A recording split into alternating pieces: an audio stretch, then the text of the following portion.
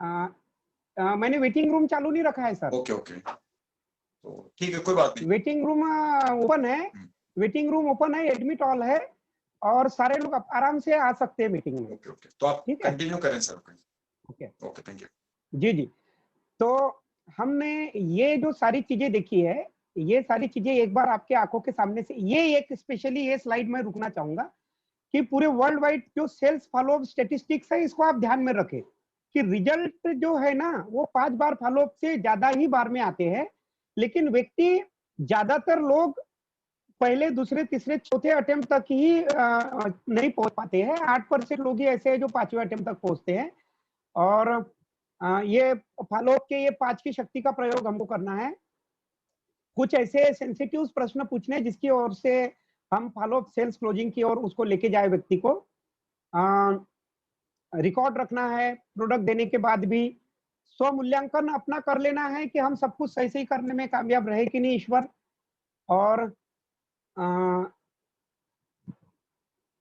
इसके बाद हमको फॉलोअप से संबंधित ये हमने धैर्य की कल बात की थी, कल हमने टूल्स के प्रयोग की बात की थी, कल हमने पर्सनल एश्योरेंस की बात की थी कि आपको पर्सनल एश्योरेंस तो देना है, लेकिन इतना ज्यादा भी नहीं कि वो बाद में बोले कि नहीं भैया अब तो मैं विक्रम बेताल जैसे आपके सर पे बैठा रहूंगा और तू बोला कि मैं चला, ऐसी वाली कहानी नहीं करना है ना। तो सपोर्ट कितना देना है, ये आपका एक्साइटमेंट, फेथ रखिए, विश्वास रखिए और घर से निकलने की प्रवृत्ति हमको अपनानी पड़ेगी। ओपन एंडेड क्वेश्चन कभी भी नहीं पूछना है, ये भी बात हमारी हो चुकी है। अच्छे लिसनर बनना है। फॉलोअप में केवल बोलना जरूरी नहीं है, फॉलोअप में सुनना बहुत ज्यादा जरूरी है। और जितना आप अच्छे से सुनेंगे, जैसे कि वो मूर्ति वाला उदाहरण पटेल साहब ने बताया था, बहुत प्रभावित कर गया कि जिस मूर्ति की बातें दोनों कानों से सुन के दिलो दिमाग तक जाती है, उसका ही कीर्ति बनती है और उसके ही रेट बहुत ज्यादा होते हैं। तो सुनना है। वो आओ, अब आ गया पसंदीदा प्रॉक्टर।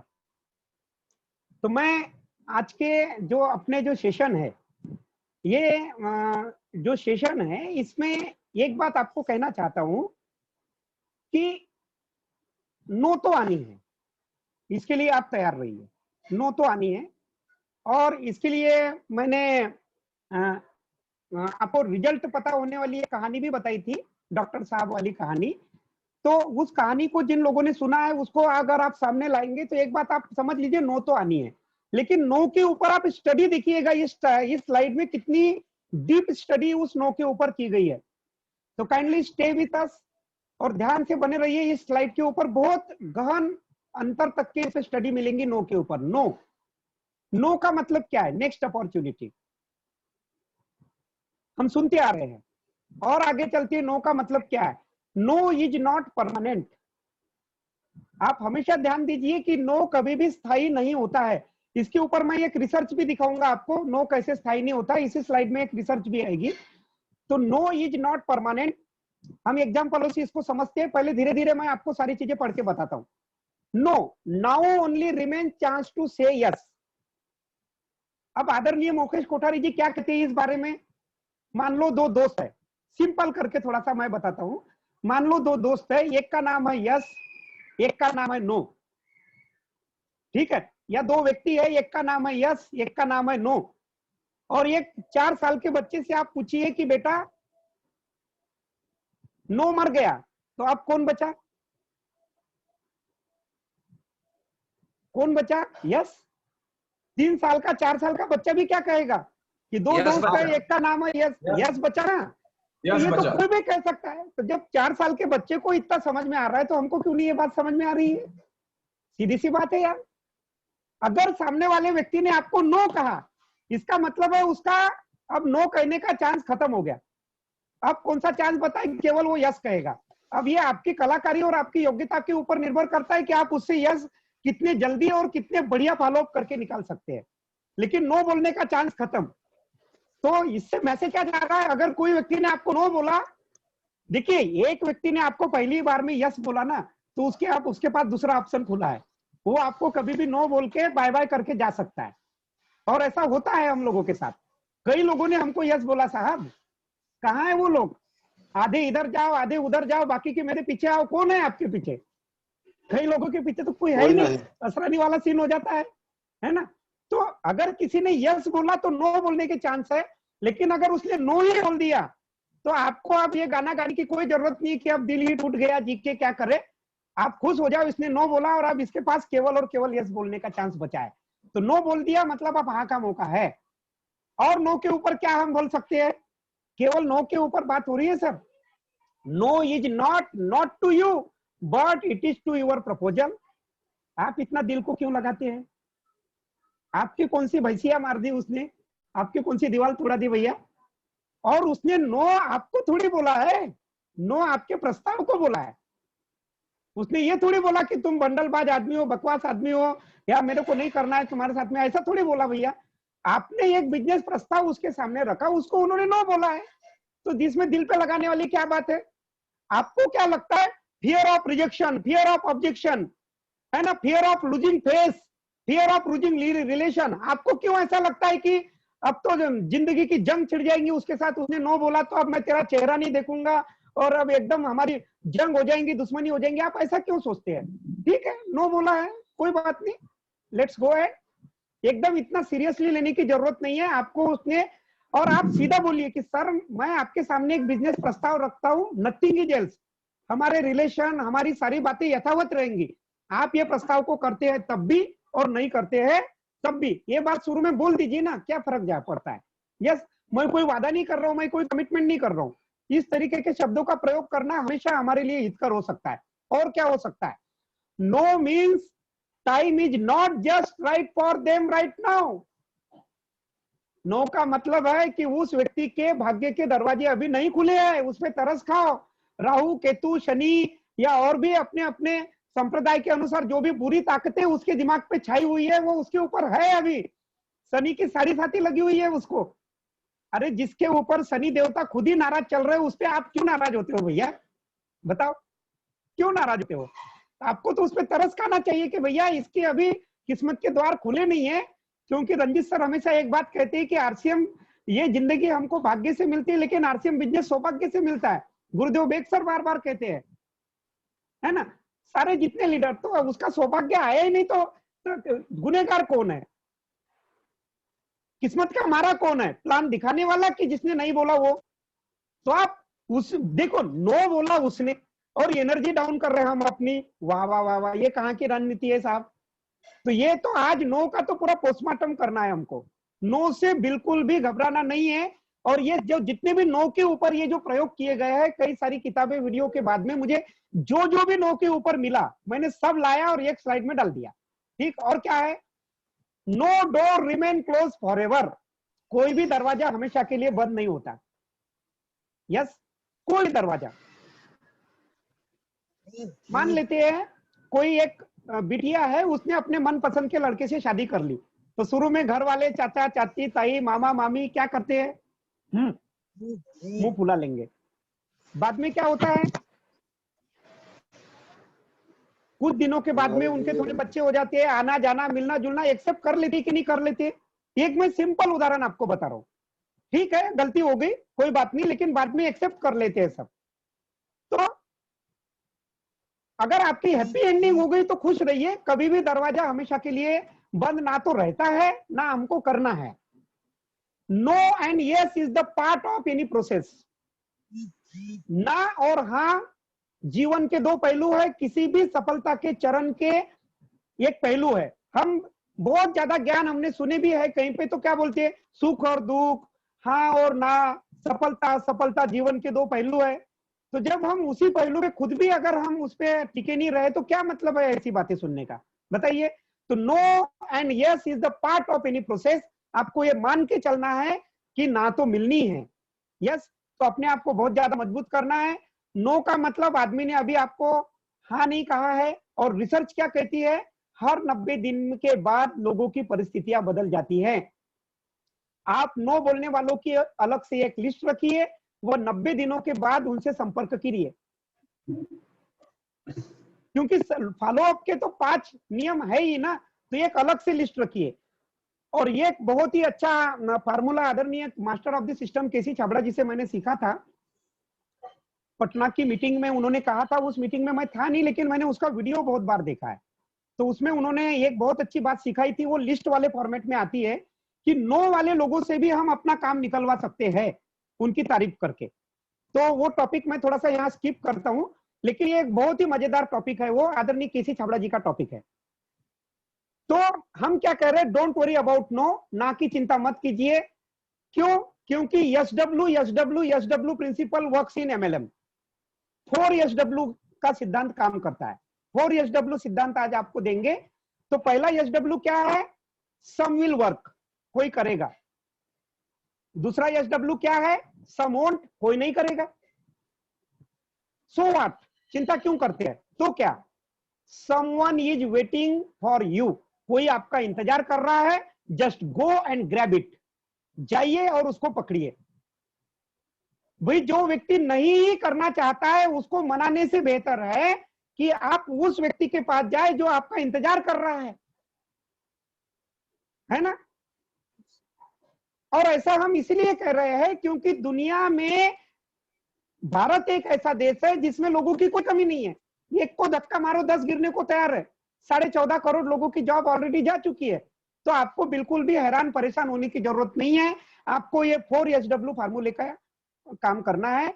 पटता है तो बेस्ट, नहीं तो नेक्स्ट, ये वाले फार्मूले पे काम करिए। यस, एक विचारणीय प्रश्न, हम लोग हताश हो जाते हैं फॉलो अप करके, बोले यार एक बार नो बोला, 2 बार नो बोला, ये क्या है यार, ये एमएलएम है कि ये क्या है? हम लोग परेशान हो जाते हैं। होना भी चाहिए, ये आदमी की टेंडेंसी है साहब। मैं कोई आपको दोष नहीं दे रहा हूं, मैं भी होता हूं, सब लोग होते हैं। जो पानी गर्म हुआ है उसको ठंडा होना है। जो मोबाइल की बैटरी 100% चार्ज है उसको 1 दिन में ना सही, 2 दिन में ना सही, 5 दिन में डिस्चार्ज होना है। ये प्रोसेस है, this is the part of the process, ये होना है। इसमें आप अपने आप को गिल्टी फील मत करिए। लेकिन ये दमदार एक एग्जाम्पल जरूर देखिए, ये एग्जाम्पल अपने साथ में आप रखना। एग्जाम्पल क्या है? कोई माता पिता या अन्य रिश्तेदार अपनी कन्या के लिए वर कब तक ढूंढते हैं? आप अपनी बहना के लिए, अपनी बिटिया के लिए, और भी जो भी आपके मौसी की लड़की हो, कब तक वर ढूंढते हैं? एक ने नहीं बोला तो बोले तू मनुष्य है, जा आत्महत्या कर ले, ऐसा बोलते हैं अपनी बिटिया को हम, अपनी बहना को। हा?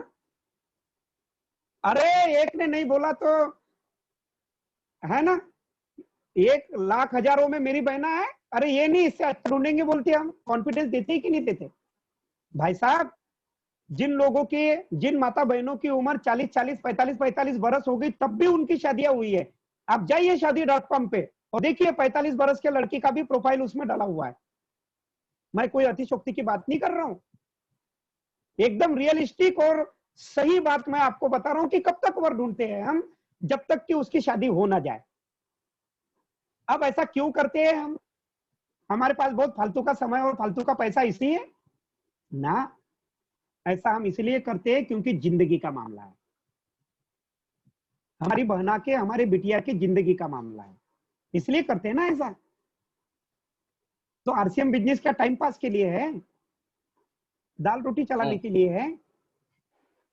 किसके लिए है आरसीएम बिजनेस भैया? 7 पीढ़ी की जिंदगी बदलने के लिए। अगर आपने आपको आरसीएम का विजन अगर क्लियर हो गया है तो आप ये बात तो बहुत बखूबी जानती होंगी कि आरसीएम बिजनेस भी टाइम पास के लिए तो है ही, आरसीएम बिजनेस भी जिंदगी बनाने के लिए है, और ना केवल अपनी बल्कि 7 पीढ़ियों की।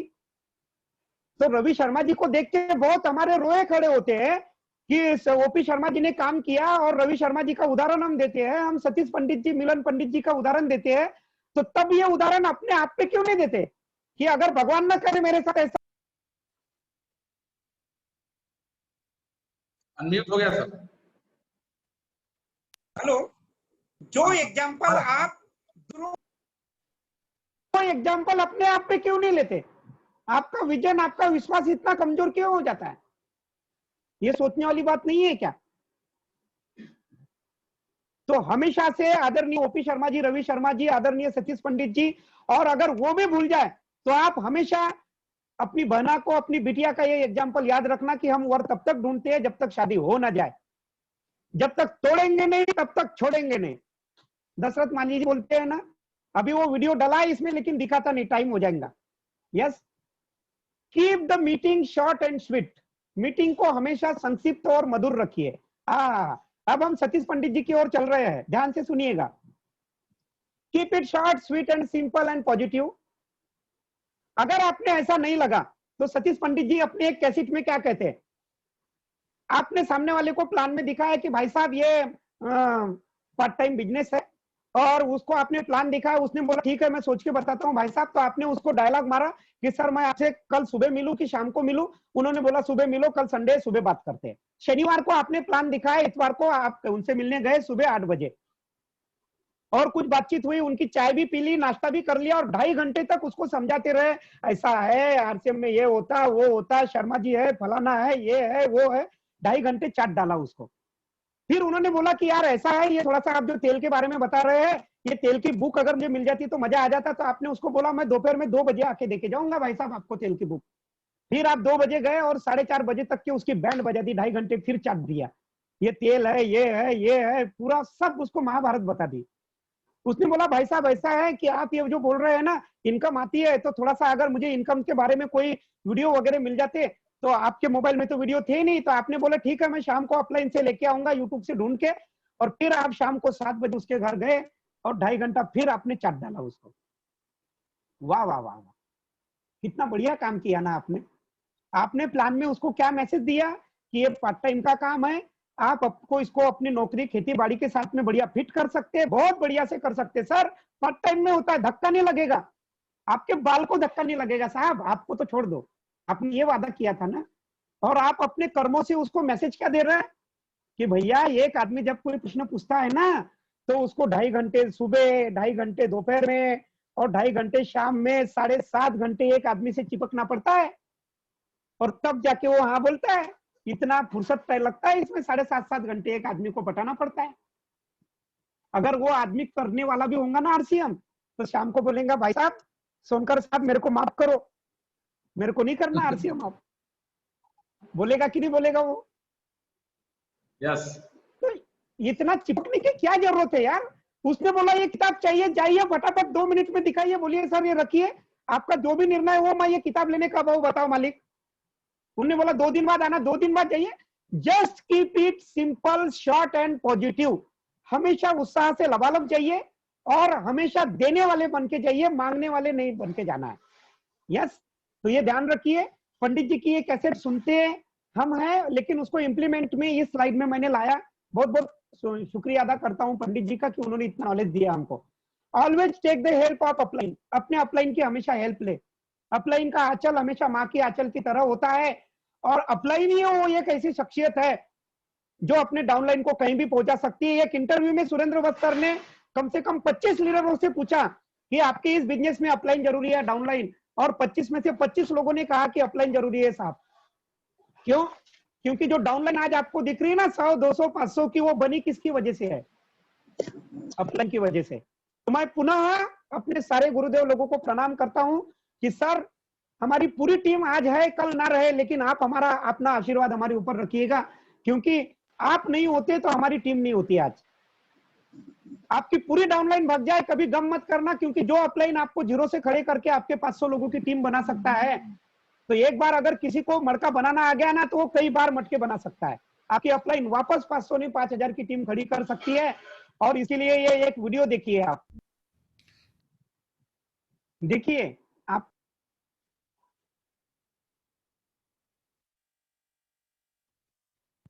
इस वीडियो से आपको लेनी चाहिए, चाहे कुछ भी हो जाए अपना। एक मेले में एक पिताजी और बिटिया जा रही थी, तो पिताजी ने बिटिया को क्या कहा कि बेटा चाहे कुछ भी हो जाए तू मेरा हाथ मत छोड़ना। तो बिटिया ने क्या कहा, पिताजी कैसी बात कर रहे हैं, मैं तो अभी छोटी हूं, शायद मेरा हाथ छूट जाए पिताजी, लेकिन आपसे मेरी विनती है कि आप मेरा हाथ कभी मत छोड़ना। यस, तो आप क्या समझते हैं, अपलाइन की हेल्प अवेलेबल है सर, अपलाइन की हेल्प लीजिए। आप क्यों दिल पे लेते हैं? अगर कोई प्रोस्पेक्ट नहीं मान रहा है तो वीडियो कॉल करिए ना अपलाइन को। कई लोगों के मोबाइल में अपलाइन के नंबर ही नहीं है, और है भी तो एक ही अपलाइन का है। अगर वो कहीं मीटिंग में व्यस्त है तो फिर क्या करेंगे आप? अपनी एक्टिव एंड इफेक्टिव 2-4 अपलाइन का नंबर लीजिए सर, और उसको सेव करिए। प्रैक्टिकल अप्रोच है। आपसे बंदा नहीं मान रहा है तो अपलाइन को फोन लगाइए, वो हेल्प आपके लिए हमेशा है और फ्री में है। वेरी इंपॉर्टेंट, फॉलो अप एवं सेल्स क्लोजिंग एक बहुत ही गतिशील क्षेत्र है, और इसकी तकनीक व टूल्स लगातार अपडेट होते रहते हैं। अतः स्वयं के व अपनी टीम के कौशल को बढ़ाने के नवीनतम व अत्याधुनिक तरीकों को खोजते और सीखते रहिए। मैं ये बोल रहा हूं, ये जो टेक्निक है ये और बदलेंगी समय के अनुसार, जमाने के अनुसार। तो मेरा आपसे करबद्ध निवेदन है, फॉलो अप नहीं, प्लान दिखाने की टेक्निक, हर चीज की टेक्निक, परिवर्तन संसार का नियम है। तो हम आपको क्या बोल रहे हैं, ये ट्रेनिंग भी लेके आप ऐसा मत समझना कि सब कुछ हो गया, इसमें भी बहुत कुछ बदलेगा समय के अनुसार। तो आपको अपने अपलाइन के माध्यम से, आपके खुद के प्रयासों से, और भी आपको जहां भी जो भी सीखने को मिल जाए, हमेशा ये लगातार बदलते रहते हैं। इसलिए स्वयं के व अपनी टीम के कौशल को बढ़ाने के लिए नवीनतम व अत्याधुनिक तरीकों को खोजते रहिए, सीखते रहिए। एक दिन दूध पी के कोई पहलवान नहीं हो सकता और एक दिन कसरत करके कोई पतला नहीं हो सकता। यस, ये सारे वीडियो जो है यूट्यूब चैनल पे डाले हैं, कल का पार्ट 2 भी और आज का भी पार्ट ये आ जाएगा एज इट इज। आप कभी भी लाइफ टाइम उसको सुन सकते हैं। आप अपने यूट्यूब चैनल पे जाके अशोक भाविष्टाले टाइप करें, चैनल को लाइक और सब्सक्राइब कर दे, बेल आइकॉन को ऑल पे सेट कर दे, क्योंकि मैं ये सारे ट्रेनिंग के वीडियो वहां डालने वाला हूं। तो जैसे ही कोई वीडियो आएगा हमारा, आपको नोटिफिकेशन मिल जाएगा और आप वो वीडियो को बहुत आसानी से देख पाएंगे। आज का वीडियो फॉलो पार्ट 3 के नाम से लोड हो जाएगा यूट्यूब पे। ASHOK BAVISTALE आप टाइप करेंगे यूट्यूब पे, आपको मिल जाएगा। ठीक है, उस चैनल पे आप जाइए, वहां पे सब कुछ आपको रियलिस्टिक मिलेगा। ऑब्जेक्शन हैंडलिंग के बारे में हम आ रहे हैं। समय कितना इजाजत दे रहा है हमको? Yes, we have some more times now. Objection handling हम चल रहे हैं, ये एक अलग पार्ट है, लेकिन आज हम इसको ले लेते हैं। We don't need to win the argument. आपको जो भी ऑब्जेक्शन आएंगे फिक्र मत करिए, पूरे नेटवर्क मार्केटिंग के इंडस्ट्री में 20, 22, 25 से ज्यादा ऑब्जेक्शन नहीं है, और उन सारे ऑब्जेक्शनों को यहाँ टाइप करके लिखा गया है, प्रश्न उत्तर के माध्यम से आपको समझाने का प्रयास रहेगा। डोंट वरी, पूरे आपको ऑब्जेक्शन सिखा देंगे, इसके बाद कोई ऑब्जेक्शन बचेगा ही नहीं। मतलब आप लगभग बहुत कुछ हद तक के अपने प्रोस्पेक्ट को हैंडल करने की स्थिति में आ जाएंगे। ये हम प्रयास करेंगे, जितना भी मेरे से बनता है मैं प्रयास करूंगा। We don't need to win the argument, we need to win the people. हमको लोगों से बहस, तर्क वितर्क, कुतर्क में जीतने की जरूरत बिल्कुल नहीं है, हमको लोगों को जीतना है। पंडित जी क्या कहते हैं, एक बार क्या हुआ, एक आम का दुकान में बहुत भीड़ लगी थी मरे तक। ठीक है, 500 पेटियां गोडाउन में रखी हुई थी, 50 पेटियां दुकान में खुली ओपन पड़ी है, और 50 लोगों की भीड़ लगी है, और लोग बोले मैंने तो 3 दिन पहले ऑर्डर दिया था, मेरे को पहले दे दो। बढ़िया ऑर्गेनिक काम थे वो, तो पूरा शहर उमड़ पड़ा, और वो बोल रहा भाई साहब शर्मा जी, मैंने 4 दिन पहले बोला था, मेरा पहले दो, मरी पड़ी भीड़ है। और ऐसे में एक आदमी आता है और बोलता भाई साहब ये कौन सा आम है? जो व्यापारी आम बेच रहा था वो लंगड़ा आम बेच रहा था, और जो व्यक्ति आया वो क्या कहता है कि नहीं ये लंगड़ा नहीं, ये सफेदा है। अब शर्मा जी अगर एक अच्छे दुकानदार है तो उस व्यक्ति के साथ में उसको कुश्ती लड़नी चाहिए। इतनी भीड़ है, इतना पूरा डिमांड है कि उसको ये समझाने का प्रयास करना चाहिए ये लंगड़ा नहीं है, सफेदा है। उसकी पूरी हिस्ट्री गूगल पे दिखानी चाहिए खोल के, या क्या करना चाहिए? बोलना चाहिए भाई तेरे को ये जो 2 दिख रहा नहीं है वही है, तू लेके जा, मेरा पीछा छोड़, क्योंकि मेरे पीछे काम बहुत है ना। तो कभी भी संघर्ष और समझौते में आप फर्क करिए। पंडित जी बहुत अच्छे से कहते हैं कि कहां आपको संघर्ष करना है और कहां आपको समझौता करना है। ये शब्दों का प्रयोग अगर आपने ठीक से कर लिया ना, जैसे रंजित सर हमेशा सिखाते हैं, कहां, कितना, कब, क्यों। मैं बहुत इस बात से प्रभावित हुआ, गुरुदेव बहुत बहुत धन्यवाद आपका। और उसी से लेकर मैंने ये प्रेजेंटेशन तैयार किए हैं कि कहां देना है, कितना देना है, कब देना है। मैंने वही शब्दों से प्रेरणा लेके बनाए हैं सर, और इसी लॉकडाउन में बनाए हैं। यस, तो संघर्ष और समझौता। किसी ने आपको रे बोला तो बोलते ठीक है बड़े भाई साहब, आप बड़े मैं छोटा। आप तो वहां कॉलर कस लेते हो, तेरी हिम्मत कैसी हुई, आजा मैदान में। क्या हुआ आपको? उसने रे बोला तो आपको कोई घाव थोड़ी पड़ गए। लेकिन यहाँ पे प्रोस्पेक्ट ने एक बार नो बोला तो आप दिल पे लगा लेते डबल, उसका चेहरा देखना पसंद नहीं करते, जबकि फॉलोअप का नियम 5 बार है। तो जहां आपको संघर्ष करना चाहिए, 7 पीढ़ियों का सवाल है, वहां आप समझौता करते हैं। और जहां आपको समझौता कर लेना चाहिए, कई जीवन में ऐसी परिस्थिति आती है जहां हमको समझौता कर लेना चाहिए, वहां हम संघर्ष करते रहते हैं। तो हमको we don't need to win the argument, हमको किसी के साथ तर्क वितर्क कुतर्क में जीतना नहीं है, हमको लोगों का दिल जीतना है। We don't need to win the argument, we need to win the people. So keep calm and don't take personally. कोई भी बात को आप पर्सनली अपने दिल पे मत लगाइए। चलिए चलते हैं। Why people ask the question, लोग प्रश्न क्यों पूछते हैं, पहले इस साइकोलॉजी को समझते हैं। लोग क्या प्रश्न पूछते हैं वो बात की बात है, लेकिन हम पहले यही समझ लेते हैं कि लोग आखिर प्रश्न पूछते क्यों हैं। मूलतः लोग प्रश्न इसे पूछते हैं क्योंकि उन्हें इन बातों पर विश्वास नहीं होता कि यह एक आश्चर्यजनक बिजनेस है जिसमें हम अपने सपनों को अच्छे तरीके से पूरा कर सकते हैं। लो भैया, लोग चली चलाई रटी रटा पे बातों पे भरोसा करते हैं, लोग भीड़ को फॉलो करते हैं। अब मुझे बताओ, आपने जिसको प्लान दिया, क्या उनके दादाजी डोनाल्ड ट्रंप थे जिन्होंने नेटवर्क मार्केटिंग में 250 करोड़ का चेक आ रहा है, जिसको नेटवर्क मार्केटिंग का विजन पूरा क्लियर रहा होगा? क्या उनके पिताजी ओपी शर्मा जी थे?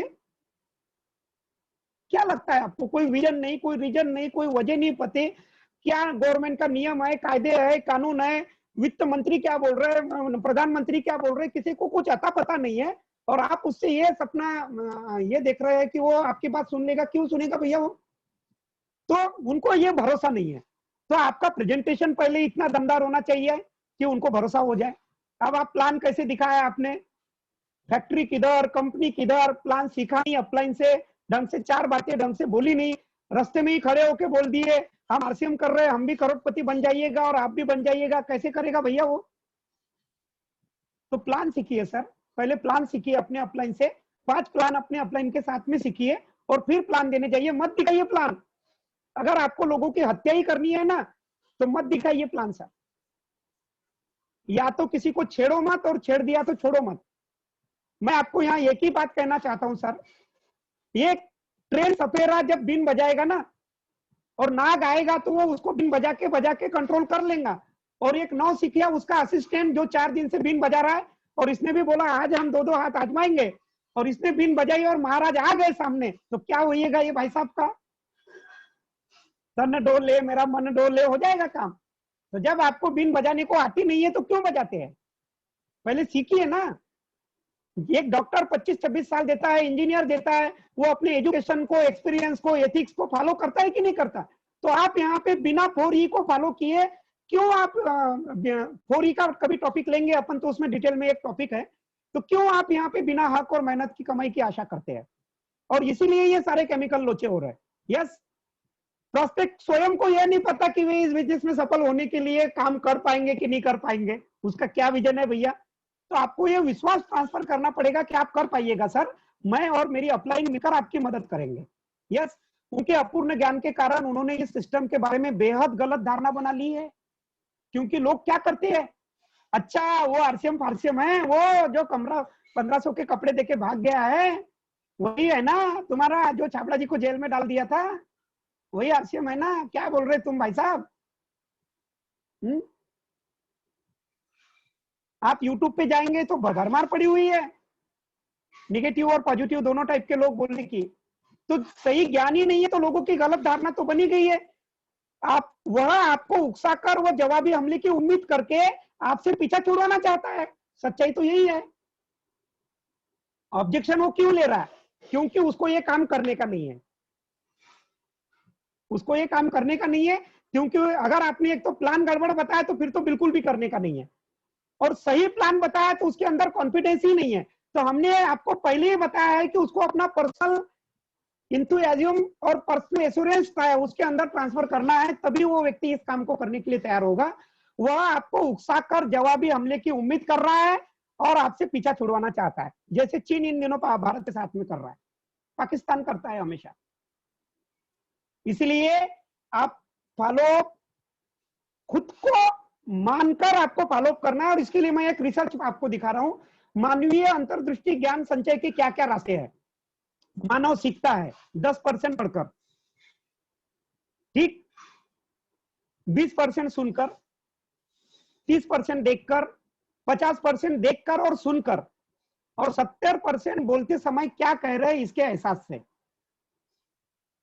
तो अगर आपने अच्छे अच्छे शब्दों का प्रयोग किया है तो आप बोलते समय उसकी किन किन भावनाओं को अपने प्रेजेंटेशन में उतारा, इसके एहसास से ही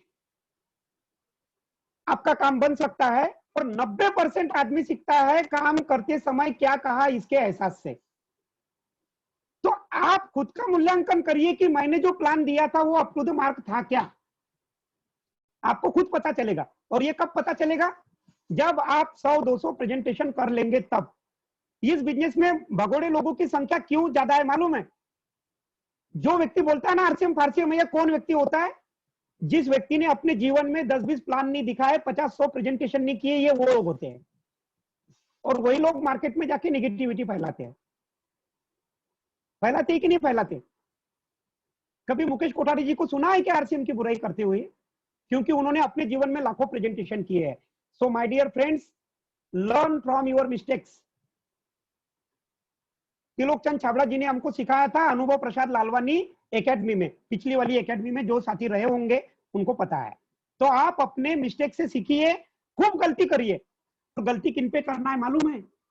अपनी लिस्ट में से उन लोगों को चुनिए जिसपे आपको भरोसा है कि साला पूरी दुनिया करेगी, ये नहीं करेगा। उनको प्रैक्टिस का आइटम बना के उनके ऊपर प्रैक्टिस करिए। जब आपको मालूम ही है ये नहीं करेगा तो प्रैक्टिस करो ना उनपे। जैसे क्रिकेट टीम जाती है तो प्रैक्टिस करने के लिए मेन बॉलर को थोड़ी ले जाते हैं, अंडर 16 के बॉलर को ले जाते हैं। भैया तेरे को चोट वोट लगे तो देखा ना, तू अच्छे बॉलर को बचा के रखते हैं सर, तू उन पे प्रैक्टिस करिए। तो मुझे लगता है आज समय हमको इजाजत नहीं दे रहा है, वापस हमको ये टॉपिक रोकना पड़ेगा। बहुत बहुत शुक्रिया आपका, सुनने के लिए बहुत बहुत धन्यवाद। हम सदैव आपके आभारी रहेंगे सर। बहुत बहुत धन्यवाद।